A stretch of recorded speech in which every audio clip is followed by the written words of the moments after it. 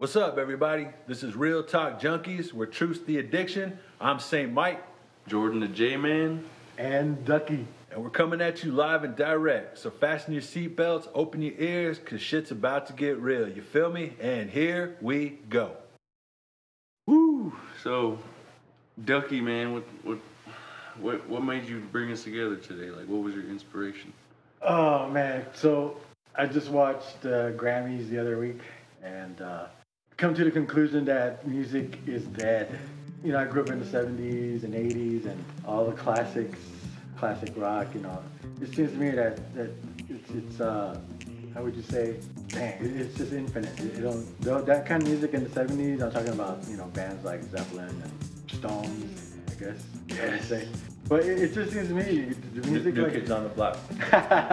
the music back then, it's just like, you can still, it's timeless. There you go. That's the word I'm looking for. I mean, you can bring up your iPod, shuffle to Zeppelin, and you know, you never get tired of it. I was watching the Grammys, man, and I seen all these acts that are performing. Well, first of all, they're lip sync for the most part, and I don't get it. You know, I guess as I get older, maybe that's it, but it just doesn't. I can't see myself listening to Pink in 2025. You lie. You lie, man. You got all her albums, man. Don't even go there. I mean, I could probably look at her, you know, circa 2005 in 2020. But the music, I don't know, man. I just kind of, I don't like it. I thought about music, and when I was growing up, I remember oldies. It has this like sound to it, and I remember asking my parents. I asked my mom, and I was like, can people make albums, like, can they make songs like that? Like with the old guitar, and, you know, they just had like a guitar and a drum and somebody singing. Nowadays, it's like all electronic, it's all like 500 different like sounds coming at you in one song. And I won't lie, some of it, I can like, oh, that sounds good, but listening to oldies, it like never, like you said, it's timeless. And I wonder if like a new artist came out with that specific sound. They didn't use a high quality mic that they use now. They just use those old school ones. They just had a sound room and they just went live on an album. I wonder, do you think something like that would sound good? Would that be like take you back, or would you just be like, oh, look at this person just they're trying too hard to sound?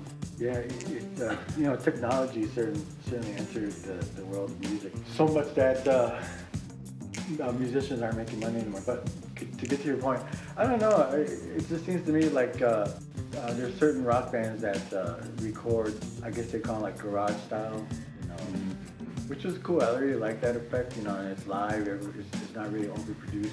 I kind of like the rawness sound. But they say like people still use like you can see in like the big bands on stage, you can still see that they kind of have an old amp on stage behind them. Like a real old antique. Yeah, those things are like quickly becoming relics now. Like even instruments these days are quickly becoming, you know, relics where people are gonna have to pull it off out the closet or off the wall, start dusting it off again. And music is the resurgence of instruments in music today is kind of like, you know, trying to create a dinosaur, I guess, because, you know, like JG said, there's like a lot of stuff is electronic now. I mean, I produce hip hop, and it's just the data bank of instruments. I mean, you can even make guitars sound like pianos. You can even make pianos sound like, you know, a string quartet. And I think that a lot of it kind of loses its heart because it's just there at the push of a button. Technology has pretty much taken over a lot of everything. I mean, so it's kind of gives you that nostalgia to go and see an actual band on stage without having a ton of electronic influence in it. And, you know, I think that's what kind of makes the music of then like timeless today is it's never lost any of its flair. It's really hard to capture that sound on an electronic data because it doesn't have heart, it doesn't have any feeling, you know. My father-in-law, God rest his soul, you know, he has a sticker on his car, a bumper sticker still on his car that says "Drum machines have no soul." And that pretty much sums up what I guess we're talking about right now. It's funny because the singers nowadays use I don't know what they call them, but the voice registers digitally. There's a name for it. Auto-tune. And now they're making music. It's like Charlie Brown's teachers trying to rap and stuff. Yeah, but they put auto-tune into music, and I don't know.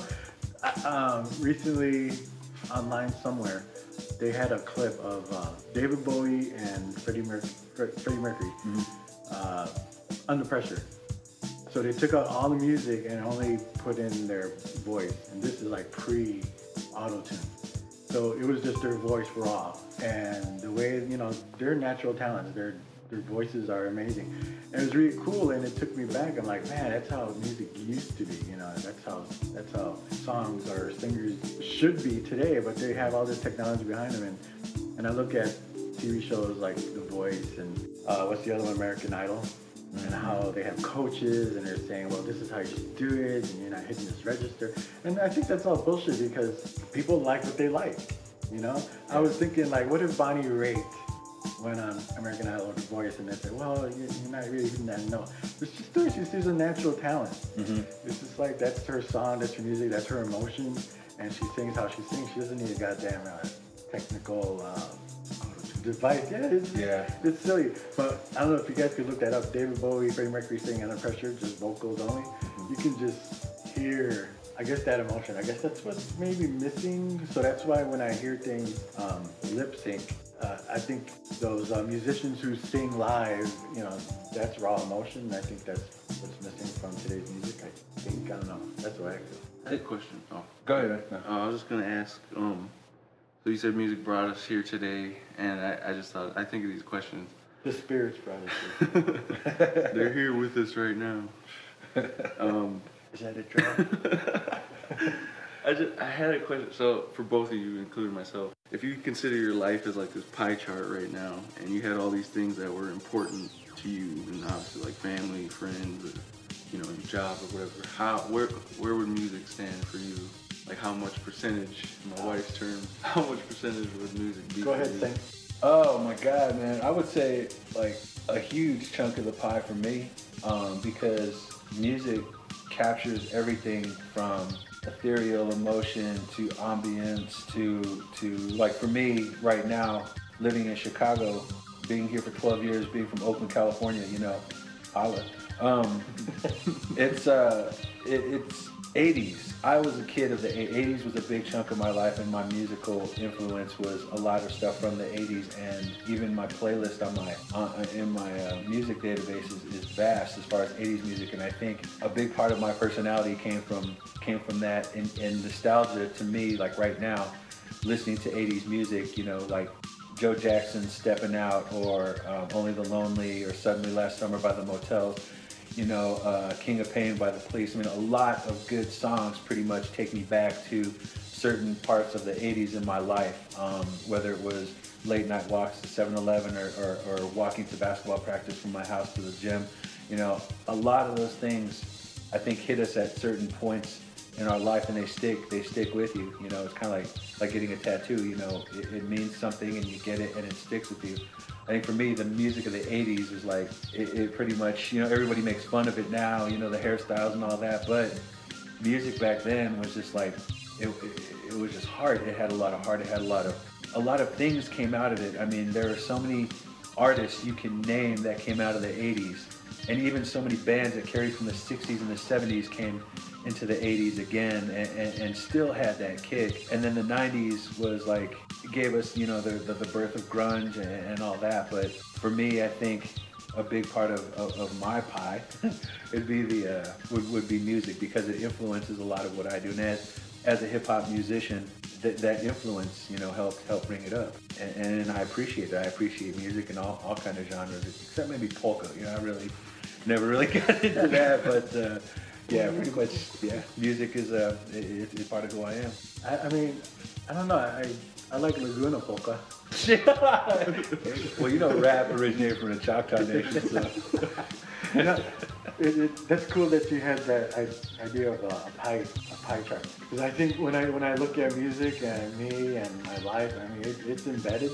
It's funny. It took me so long to enter the music world, and I did it through drum, and that was really exciting for me. And it took me like 12 or 13 years to finally figure out that, yeah, man, you know, yeah, we're singers and we're actually, you know, argumentatively musicians, right? So we're contributing to the music fabric of this country.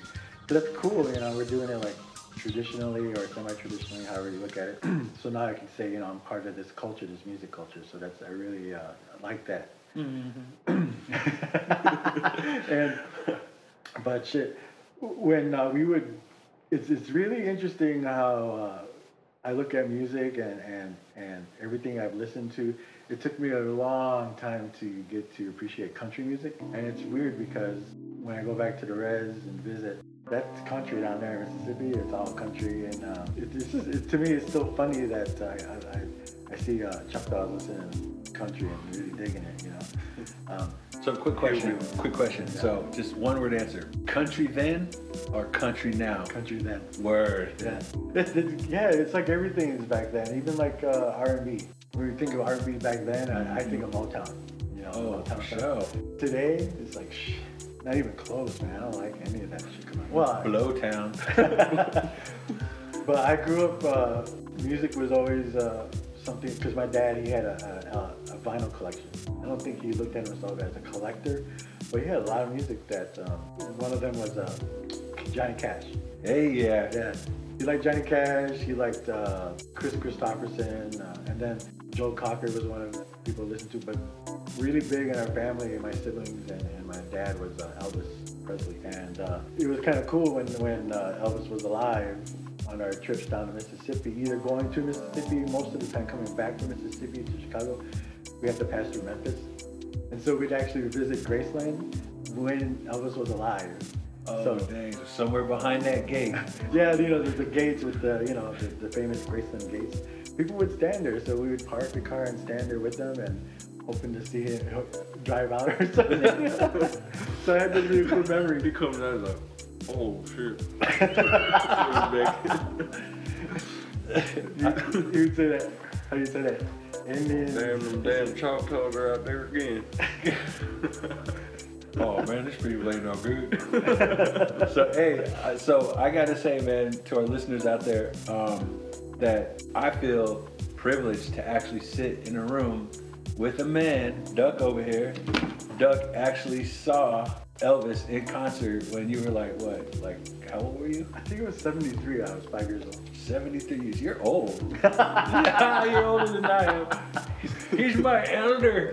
So, but yeah, man, you actually saw the king, and you said you had a flag and yeah, all man, this stuff. It was crazy because I have this memory. It was at the old Chicago Stadium on Madison. Elvis Presley is jumpsuit Elvis Presley, and the only real memory I have, well, my parents remind me that I screwed up their experience because I kept wanting to go to the bathroom, right? You still do that, even at drum practice. I was diabetic back then.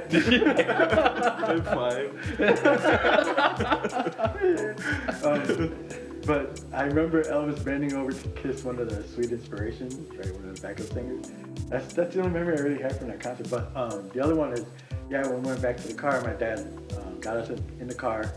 He left for a few minutes. He came back and he gave me and my two sisters an Elvis pennant. Says, I love Elvis. Oh man, see that's and what happened to that pennant? I don't know. Just trashed over the course of the year, I guess. What the fuck, man? That is history, and you just God.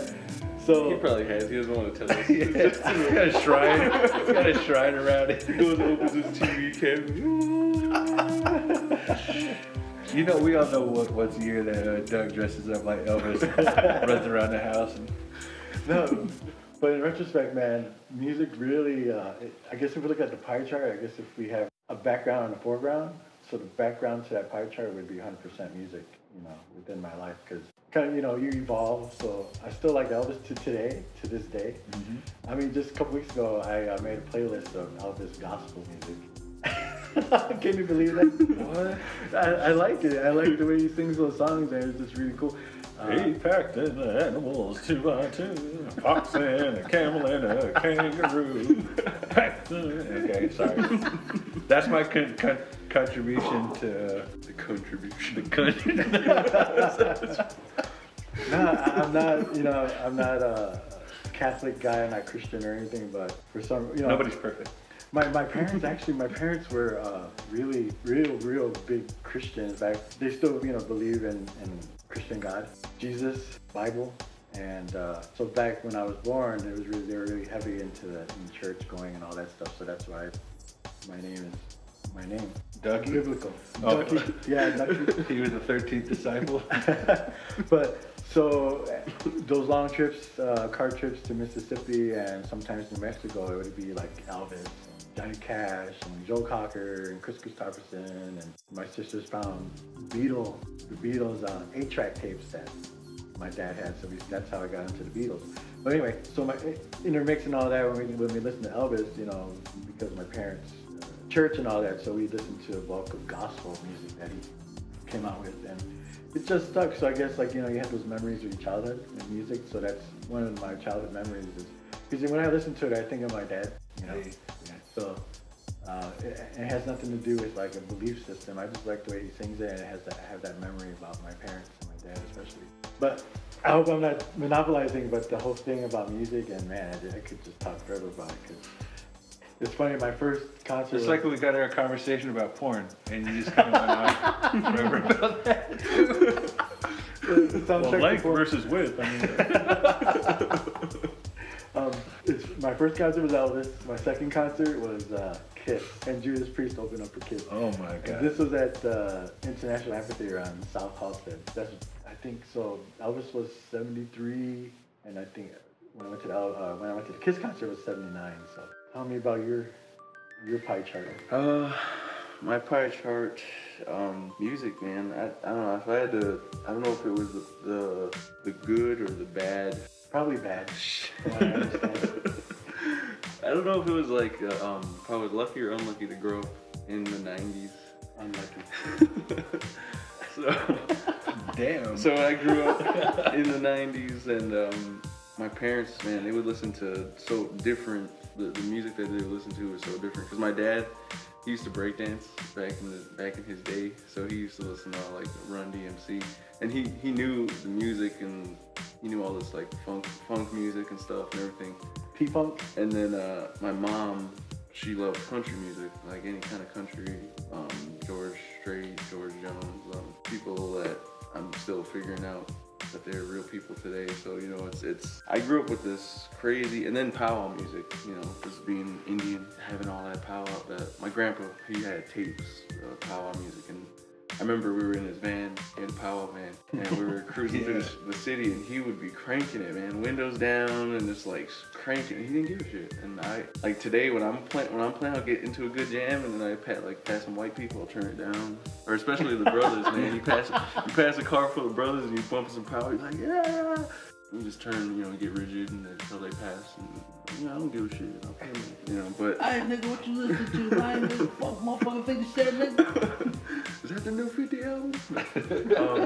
But so, why we pick 50, I don't know. So music for me, I remember like the first music I really got into was just because my friends were mostly all black, and I had some Hispanic friends, but we would listen to like. Is this Red Lake? Or Chicago? This is Northside. Oh, okay. Northside, Red Lake. But my friends, man, we would listen to like the album that came, the big album that we were all excited about was when Nelly came out with Country Grammar. And we were all like, we were at Kmart, and names and off the record, somebody ended up with 3 of his CDs from Kmart. We didn't buy it, but we were playing that CD all over and over, and it just got messed up. And then we went back to Kmart and got another discount and took another one. So so hip hop and rap for the 90s, which you said was unlucky for me. That's kind of what I grew up on, and I was like a huge fan of Eminem. And I had all his albums, or his LP, or whatever they're called now. They're damn CDs.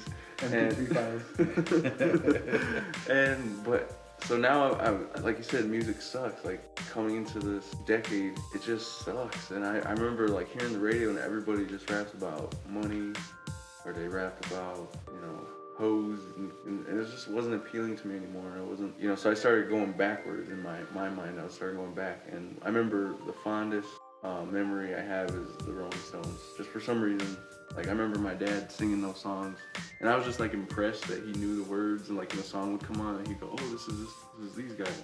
you know, this is these guys. You know, I'm like, how do you know that? Like, how do you? I don't know who these people are. They all sound the same to me. And then like people like you guys, and as soon as it like not even a couple seconds will play, but oh, that's Queen. Oh, that's AC/DC. Oh, that's, you know, Motorhead, whatever. I'm like, how do you? Yeah, like that's a talent you guys have. Cherish that. No. So wait a minute, your liking of the Stones comes from your dad? Yeah, I remember. Okay. I remember. So I guess like you with Elvis, but I remember he would sing. They would get wasted, you know, and then they start jamming out and singing, and I think Satisfaction was the like fondest memory I have, and he's like drunk and he's singing and he's like, I can't get no satisfaction. Well, you know what? And my dad had his own lyrics. I'm not gay. I don't know why he said that. So I just assumed that song was about gay people or something. I was like, what? But you know, like I would go back and I listen to these songs, and I'm emotional, and when I get emotional about, like, if I get angry, or if I get sad, or if I'm happy, music, I pick the right song for it. I pick, you know, a hip hop song for this, or a rock song. Car's real big. I like music for me. I guess it's starting to bloom for me, as like you said, we're musicians.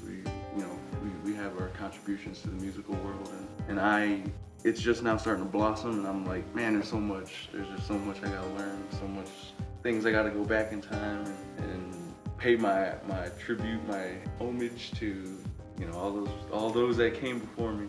And I think you said before that you were jealous that I get to rediscover all these artists, all these musicians and bands, and it's almost becoming like another job. I see another album, I'm like, oh my god. Yeah. How many damn albums did Zeppelin put out? It makes you want to wish like you can like do the Matrix, plug it in the back of your head, just like, oh, I know Zeppelin, you know. But one thing that J-Man shared with me on the way out here was is his first time hearing Wild Horses. Yeah. And when he told me that, it was kind of like that lump in the throat started to rise, because it was like, I'm sorry, you know, I don't think I'm a bitch for liking that song. But well, if I was chalked up, but no, but that song is like, it's funny how music can bring you to a moment. Like, for example, I think for Duck and I, we love movies, and we'll get to that discussion in a later episode. But one song I think that just kind of really just makes us puff our chest, and combination of music and movies, is that fucking scene from Goodfellas. As soon as, if anybody's seen Goodfellas, as soon as you hear Cream, you immediately want to go to a bar in a nice suit and smoke a cigarette and look for a camera that's focusing on you. Because De Niro nailed that scene with that song. Sunshine of Your Love. But just the fact that, like, to rediscover songs, to hear it for the first time again, to just be, you know, just be so, just like bam, holla. But it's interesting, like J-Man brought up rap. You know, I'm a hip hop musician, and I will say that it's interesting that how hip hop is, I won't say it's evolved, I'll say how it's declined. Because I mean, the talent's just not there anymore. I mean, it's kind of a heartbreaker to see, you know, to go to a store and you see like Ice Cube or Wu-Tang or even, you know, EPMD or somebody of that, you know, of that caliber back in the day, to see their album sitting there and you didn't even know they have a new album out. You know what I'm saying? You didn't even know, because you didn't hear a single pubbed on the air. You didn't hear, you know, anybody talking about, you know, oh, Cube's new album's coming out, or this and that. But it's like these cats are like the originators of gangster rap, of rap and hip hop, and you don't even hear their names anymore. It's like they faded into obscurity. And now what you have is just a bunch of people that, you know, I will even be so bold to say that think they have talent. It sucks, because what's represented as hip hop now is not even close to what it used to be. You know, I just released a new album. Go to stmike.bandcamp.com. It's called Warrior Poetry, and that's exactly what it is. It's a revitalization of what hip hop used to be. I mean, I was quoted as saying that I wasn't brought in to rescue hip hop, but I'm here to show everybody what it used to be. And as a hip hop artist, and being a native person, growing up 100% urban native, it's like bringing that lifestyle, bringing those stories into the genre. And what really kind of kills me these days about, you know, taking it further about native hip hop is it's just kind of interesting that everybody's fighting over, there's a war in native hip hop about who has talent and who doesn't.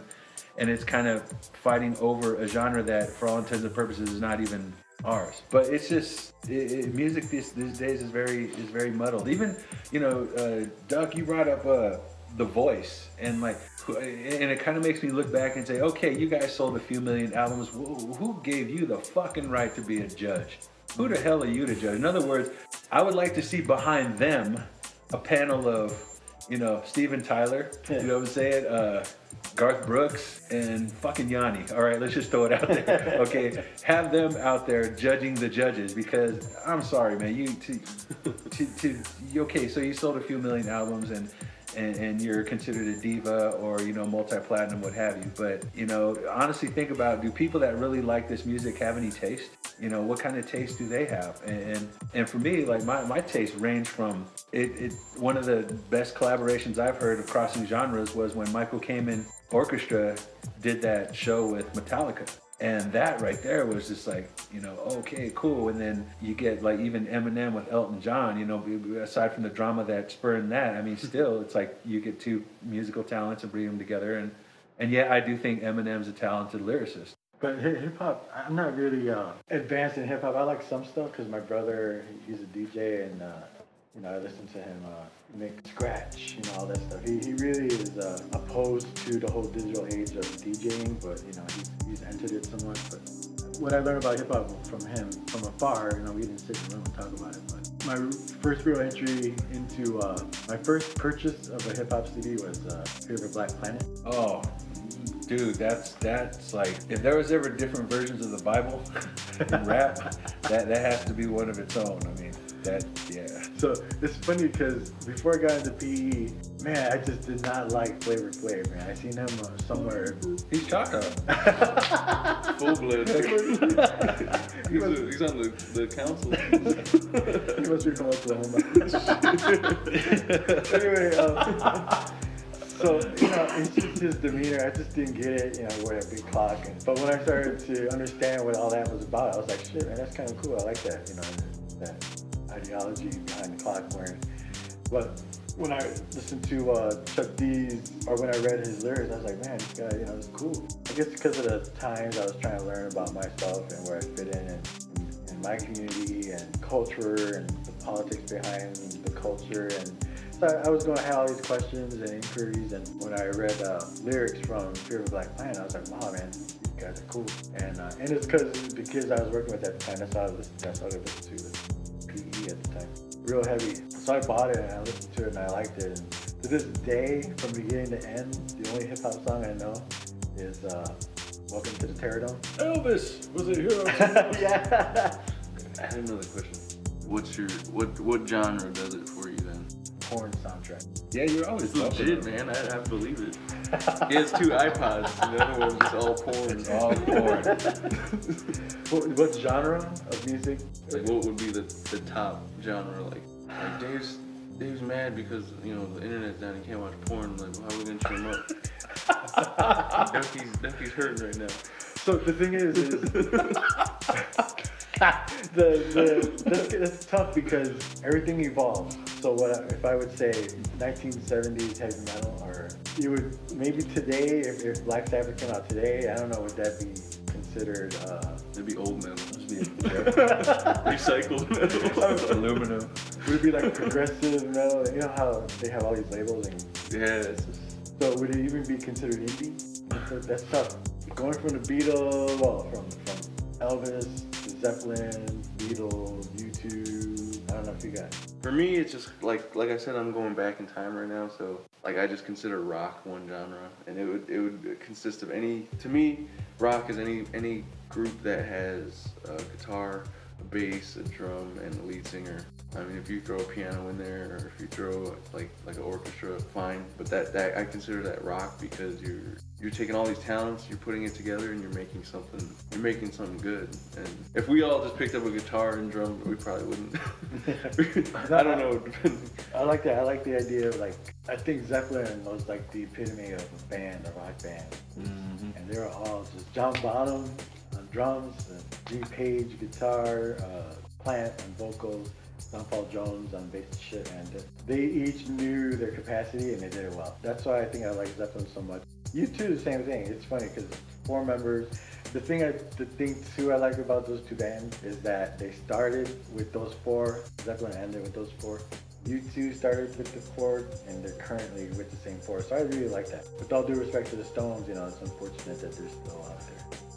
I mean, they made a lot of good music. They made a lot of good music. I like old Stones. I think I mentioned to you guys before that I think they should have stopped recording at Tattoo You. So I think they should have stopped there, and they would have been like probably. But anyway, I guess rock would be my genre then. Yeah, for sure. I mean, I always go back. Even like grunge would be considered rock, and even like a band like I was just listening to this band called The National. I like the lead singer, and it's got a cool voice. But anyway, yeah, rock. I think The National would be part of rock. I think for me, I think rock is pretty much like the top. In my opinion, I think rock is like, you think about it, a lot of hip hop like is sampled from stuff like Motown and R&B. So how can you not like rock? Like it's so much emotion. There's different emotions. One song that I think is a funny song in the rock genre is Beth by Kiss, because that was like one of their biggest hits. And I was watching Gene Simmons' Family Jewels one time, and his son brought that song up to him, to Gene Simmons, and he goes, "Never bring that song up ever again. I hate that song. I will never like that song. And I even hate the fact I'm affiliated with that song." Yeah, and what do you think about that? I mean, Beth is I don't know, it's a popular song. Mm-hmm. And when you're in a band and you get your popularity, you know, rises because of a song, I think you should respect that. So I think it's a lot of ego on Gene Simmons' part to feel that way. Yeah, it could be, but like for instance, you work so hard at having something be your own, right? And for example, with my new album, you know, the song that you and I talked about, you know, the homage to Cash's Boy Named Sue, that song is like the most popular song on the album. It's the most downloaded song. It's the most, people love that song. They like the way I did it. They like the way I rehashed it. But it's like, it's not mine. Rehashed. Yeah, it's and I try to tell people, you know, okay, you heard that, but have you heard all the other stuff that's me? That's all originally me. And they're like, yeah, you know. It's like, come on. But everybody seems to like, you know, like I call it Boltonism. You know, it's Boltonism at its finest. And you know, he comes out, he has his own stuff, you know, how am I supposed to live? You know, okay, cool, that made it the top of the charts, but then all his other stuff. I mean, when Jim Carrey parodied him on In Living Color, that was the best. You know, when a man needs a big hit, she sings somebody else's songs. I mean, but when does something become, you know, like Slayer? You know, I love Slayer. You know, every time I'm about to, you know, beat the shit out of somebody, Slayer just, when I need to, Slayer kicks in, but they're all bad. Slayer kicks into gear, right? But if Slayer ever went mainstream, and they probably did a rehash of, yeah, there you go, or Wrecking Ball. I mean, it like, that would probably be their biggest hit. And then therefore, there they go, career gone. You know, everything they worked for up to then, they went the satanic up into the mainstream, and then it dies. One thing that will also kill a music career is, I think DMX said, they said, how come you don't, you know, promote other artists, you know, have this person, you should do a song with this person, you should do a song with that person. And he said, I don't want to be a guest star on my own album. So in other words, like people say, well, why don't you collaborate with, you know, you should do a song with Ice Cube, you know, or you should do a song with Rakim, or you should do, and it's like, why? People won't buy it for me, they'll buy it for them, you know, and I don't want to be carried. I have the ability to carry myself, and I think a lot of these artists that, you know, we're talking about, you know, they've paid their dues time and time again, and to be passed over. Like for instance, this performance at the last Super Bowl. Bruno Mars didn't need no goddamn Red Hot Chili Peppers to back me. He could have carried the whole show himself. I mean, he's that big of a star now, and he's got talent.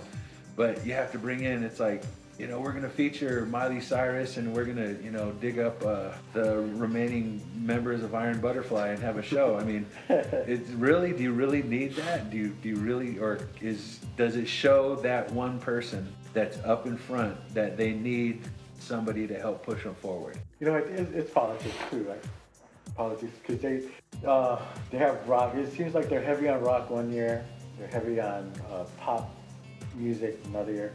So I think this year, like, how are we gonna hit all demographics? So you're gonna say, let's get this rock band, but Bruno Mars will carry it.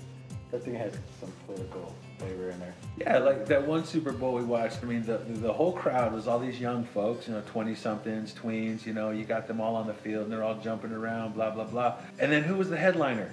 Goddamn Rick Springfield. I'm surprised these kids' moms weren't out there, you know, throwing their, you know, stuff at the stage and all that. Yeah. I mean, you just see all these like little walkers and tennis balls coming out, you know, from the woodwork to see him sing Jesse's Girl. Yeah. I mean, okay, that was a good song when I was like 12, but you know, to have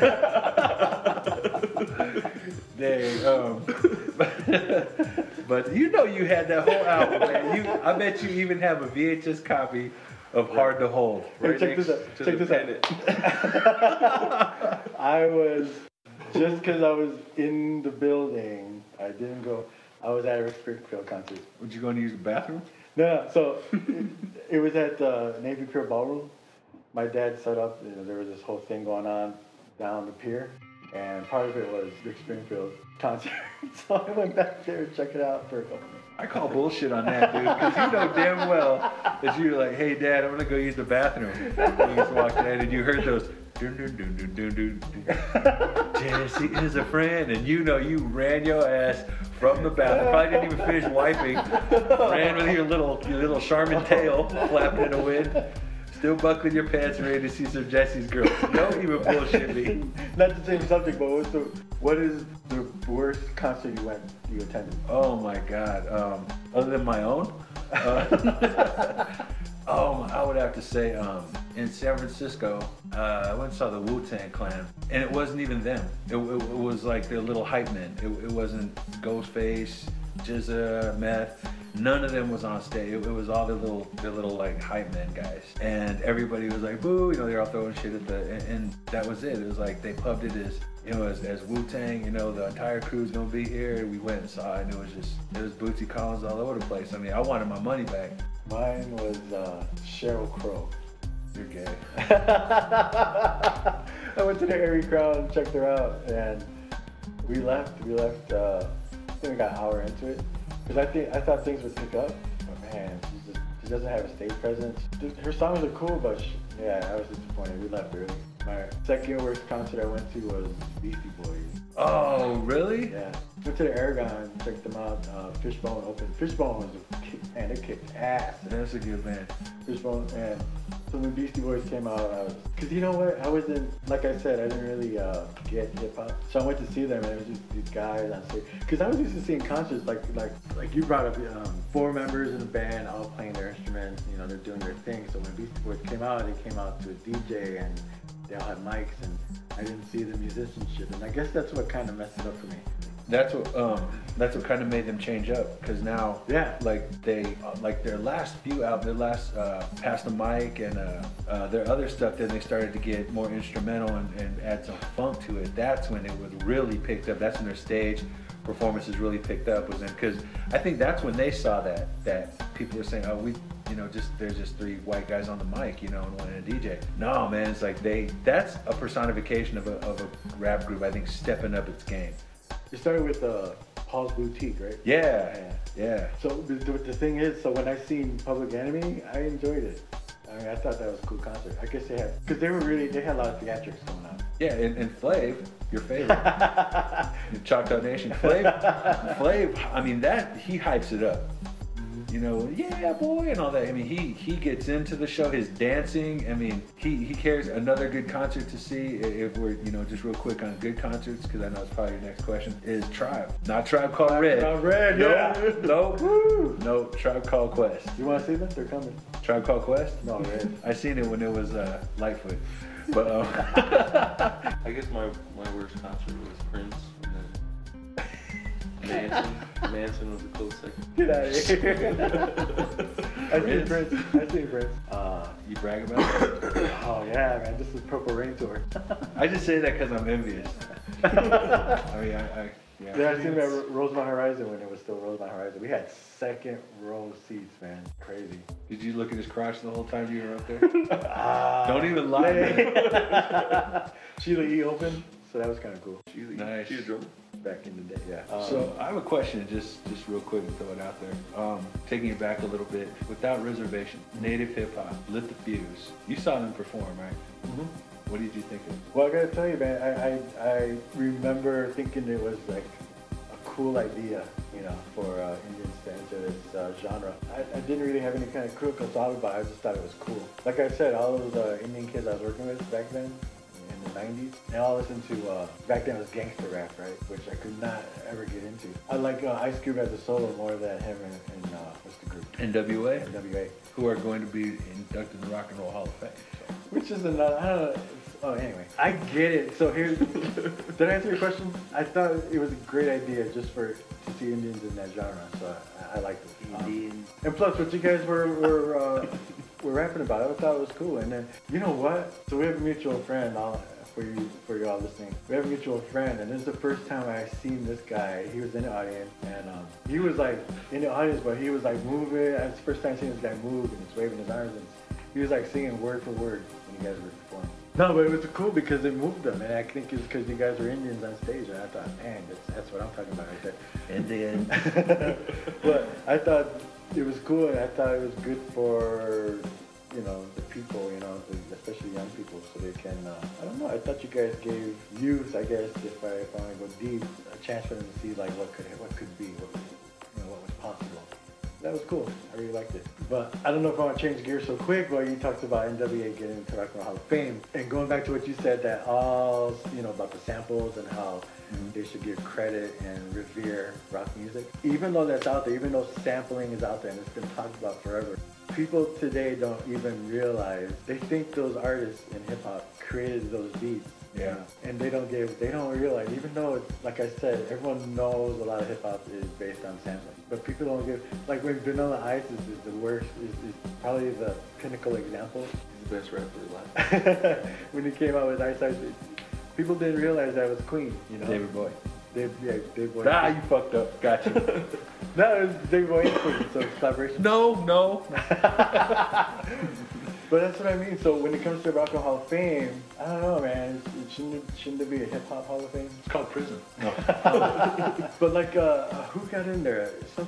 Public Enemy? Yeah, it's just. You mean this go round? Who got in there? No, just in the past. There's just been some questionable artists who got in when there are other rock, like real influential rock bands out there that aren't in the Hall of Fame. I don't know. What does it take though? Like, you know, like to get into a Hall of Fame for a sport, it probably takes like, you gotta rush this many yards in your career. Or is it just like, that guy's good, I like him, put him in. That guy, no, I don't like him. You know, like what does it take? I think it's originality for its time. So sales have to influence it. I mean, popularity's through sales. I mean, and you know, for like Nirvana is in it this go around, and Kiss is in it this go around. I mean, like Nirvana, you think about it, was the personification of the garage band, the grunge movement, NWA, gangster rap. You know, although this is all these. Whatever band you have out there that gets nominated or inducted, it's always going to be open for debate. I mean, there's always going to be that, you know, why isn't it me? Why isn't it this? Why isn't it that? You know, this person should deserve that. Well, they did this. And I think it all depends on who originated that sound. Like your guys, you two in there? Yeah, they got it. They're in there. And I feel like with all these awards, like Grammys and you know, whatever, Grammys. American Music Awards, MTV Music Awards, like all these things, like it almost, it's not, to me it's at a point where I think it's pointless. It's just. It used, And to maybe mean, it used to mean something, but yeah, you're right. It's pointless. Like I think if you want to be a musician and you want to vie for something, like you want to work hard to achieve the status, but if you're making millions of dollars anyway and you don't get that induction into the Hall of Fame, you don't give a damn. Your bank account's fat, so he's like, I don't care. You know, people still worship us anyway. So, but like if there was a way to make music mean something where people had to work to, and they still do, but to like earn something like that, and it would, I bet you music could come back to life. Interesting. It's a huge that's like, you know, we just open up the floodgates right now and just let in a trickle. Luckily we have time, we have voice, and hopefully we got some listeners out there. So thanks for tuning in to Real Talk Junkies. This was our launch episode, so hope you guys like, because there'll be a lot more to come. So for today, I'm St. Mike. J-Man. Ducky. Thank you for tuning in to Real Talk Junkies, where truth is the addiction. Peace out.